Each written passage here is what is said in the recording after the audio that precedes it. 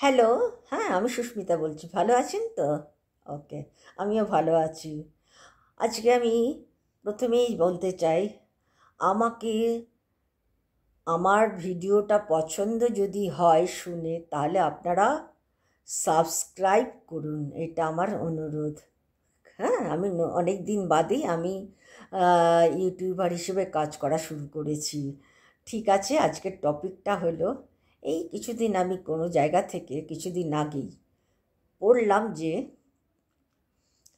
আমার ভারত ভারত নাকি বিশ্বের মধ্যে অর্থনীতিতে চতুর্থ স্থান অধিকার করেছে। এবারে বলুন তো, কি করে চতুর্থ স্থান অধিকার করে? দেশে দীর্ঘ বছর ধরে যুবকরা চাকরি পাচ্ছে না, চাকরির অভাবে ঘুরে বেড়াচ্ছে, চাকরি নেই, চাকরি নেই। চিন্তা করুন কি অবস্থা। আমাদের রাজ্যে চাকরি নেই, অন্য রাজ্যে চাকরি দিতে পারছে না, কেন্দ্র চাকরি দিচ্ছে না, চাকরি দিতে পারছে না। কেন পাচ্ছে না সেটা তো জানি না, কারণ আমরা তো ওর ভেতরের মধ্যে তো নেই। হুম। এইদিকে বলছে যে ভারত নাকি বিশ্বের মধ্যে অর্থনীতিতে চতুর্থ স্থান করে রেখেছে, এবং এখন নতুন একটা চলন দেখছি, সব রাজ্যেই কিনা জানি না, কয়েকটা জায়গাতে হচ্ছে, কেন্দ্র তো করছে, কয়েক লাখ মানুষকে বাড়ি বানিয়ে দিয়েছে, কয়েক লাখ মানুষের খাবার জুটিয়ে দিচ্ছে, রেশন দিচ্ছে, ফ্রিতে রেশন দিচ্ছে, কোনো জায়গায় ইলেকট্রিসিটি ফ্রিতে দিচ্ছে। হ্যাঁ, এদিকে মানে জিএসটি বাড়িয়ে রেখে দিয়েছে। চাকরির কোনো সন্ধান নেই, চাকরি দিচ্ছে না। এইদিকে দেশে ৭৭,০০০ কোটি টাকার প্রজেক্ট তৈরি করেছে গভর্নমেন্ট, কেন্দ্র, মানে সেটা হবে, প্রজেক্ট তৈরি করেছে, সেটা কোথাকার জন্য? সেটা কিনা গুজরাটের জন্য। এদিকে বাংলা মরে যাচ্ছে, বাংলা গরিবের থেকে গরিবে চলে যাচ্ছে। বাংলা কিছু দিতে পারছে না, করতে পারছে না। উনি গুজরাটের জন্য এত বড় একটা প্রজেক্ট তৈরি করেছেন, শুধু তা না, বলছেন যে আবার বুলেট ট্রেন পরিকল্পনা নেওয়া হয়ে গেছে, শুরু করবে। বলুন তো, বুলেট ট্রেনটা কি আমাদের মতন দেশের জন্য প্রযোজ্য? অর্থই তো নেই। মানুষগুলো না খেয়ে খেয়ে মরছে, চোখের সামনে দেখছি। এক একটা ডাক্তার, পরিচিত ডাক্তাররা বলছে, গ্রামের থেকে ঘুরে এসে বলছে, চোখ দিয়ে দেখা যায় না মানুষগুলোর এত কষ্ট। না আছে তাদের খাওয়ার, না আছে তাদের মানে মাথা গোঁজার জায়গা। মানে বিভিন্ন দেশেতেও আছে, এরকম আছে। তাহলে মানুষ কোন জায়গায় পড়ে রয়েছে আপনি চিন্তা করতে পারেন, আমাদের দেশের লোকেরা? হ্যাঁ, এইদিকে ফ্রিতে দিচ্ছে বাড়ি ঘর দেওয়া, অথচ যখন নাকি বন্যা হচ্ছে, বন্যার সময় নাকি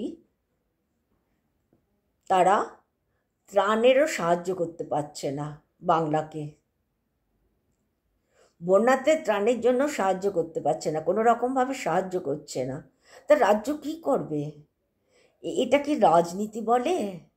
আমি প্রধানমন্ত্রী হয়ে বসে রয়েছি, আমি যদি দেশের প্রত্যেকটা রাজ্যের দিকে ঠিকভাবে দৃষ্টিটাকে না রাখি, একদম পারফেক্ট দৃষ্টিটা যদি না রাখি, তাহলে আপনাকে সেকেন্ড টাইমে কেন ভোট দেব আমরা? আমরা দেখব আপনি কতটা দেশের প্রোগ্রেস করছেন। প্রোগ্রেস মানে এই না যে আপনি বুলেট ট্রেন বানাচ্ছেন, আপনার আমেদাবাদে একটা স্টেডিয়াম তৈরি করে ট্রাম্পকে ডেকে কয়েক কোটি টাকা খরচ করেছে, এগুলোতে কোনো রকম পেট ভরবে না। কটা মানুষ এখানে কাজ পাবে? কটা মানুষ পাবে? ইন্ডাস্ট্রি করুন। ইন্ডাস্ট্রি করবেন কোথার থেকে? টাকা কোথায়? এইদিকে বলছে চতুর্থ স্থানে রয়েছে, ইন্ডাস্ট্রি খুলুন, বড় বড় বড় বড় ইন্ডাস্ট্রি করুন। ইন্ডাস্ট্রি খুলবেন কি করে? টাকা নয় ধার করে নিলেন, কিন্তু দেশে বড় বড় শিক্ষিত ইঞ্জিনিয়াররা সব বিদেশকে তৈরি করছে সেই টাকার জন্য, টাকার বিনিময়ে বিদেশকে ডেভেলপ করছে।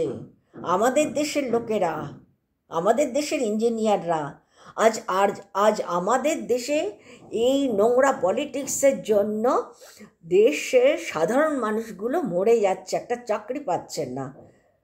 আপনি নয় ধার করে একটা কোম্পানি খুলুন, কয়েক লাখ মানুষের অন্ন সংস্থানের ব্যবস্থা করে দিন, ধার করেই হোক। দেশে তো ভালো ইঞ্জিনিয়ার পাবেন না, সব ভালো ইঞ্জিনিয়াররা সব বিদেশে চলে গেছে। ইন্ডিয়ান যারা বিদেশ থেকে ভালো ইঞ্জিনিয়ার পয়সা দিয়ে এনে এটাকে ডেভেলপ করার চেষ্টা করুন, তৈরি করে দিন, কিছু মানুষের পেট সংস্থান করুন। বিনা পয়সায় বসে বসে গরিবদের মাথা গোজার একটা ঠাঁই করে দিয়ে কি হবে, আর রেশন দিয়ে কি হবে? অন্ন, বস্ত্র, আবাস, এই তিনটেই গুরুত্বপূর্ণ সবার জন্য, কিন্তু সেই তিনটের জন্য আপনি আগে কাজ তো দিন। যার যেমন যোগ্যতা তাকে সেইভাবে কাজ দিন। এখন আমি যদি মানে চায়ের দোকানে কাজ করে যদি এখন লাখ টাকা কোটি টাকার স্বপ্ন দেখে বাস্তবায়িত করি, সেটা তো সবাই পারে না। পৃথিবীতে হয়তো এক দুজন করতে পারবে, এর বেশি তো কেউ করতে পারবে না। সেটা তো দেখুন, এটা কি নতুন নিয়ম শুরু হয়েছে যে বাড়ি বানিয়ে দেওয়া, গাড়ি অমুক বানিয়ে দেওয়া, তমুক বানিয়ে দেওয়া, ওটা ফ্রিতে দেওয়া, সেটা ফ্রিতে থেকে একে জিএসটি বাড়িয়ে রেখে দিয়েছে। কি অবস্থা দেশের! অথচ বলছে যে আমাদের দেশ নাকি বিশ্বের 4র্থ স্থানে রয়েছে অর্থনীতিতে, অথচ চাকরি দিতে পারছে না।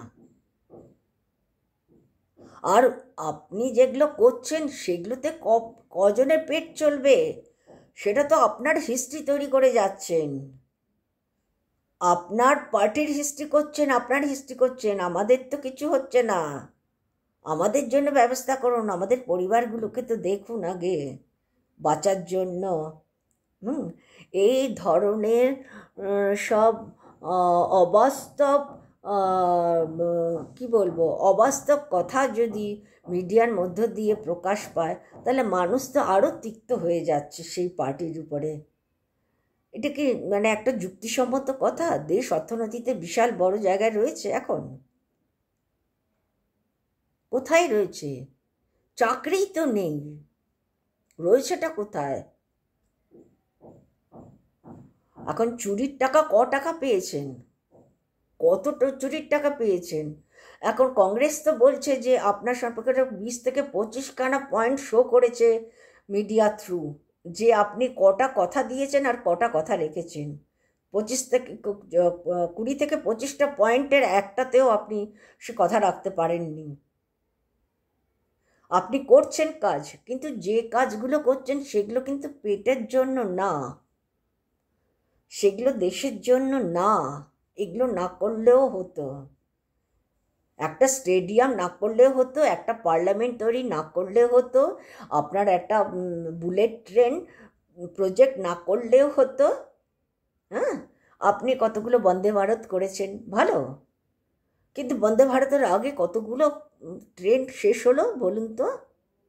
অ্যাক্সিডেন্ট হয়ে হয়ে কি অবস্থা আজ দেশে।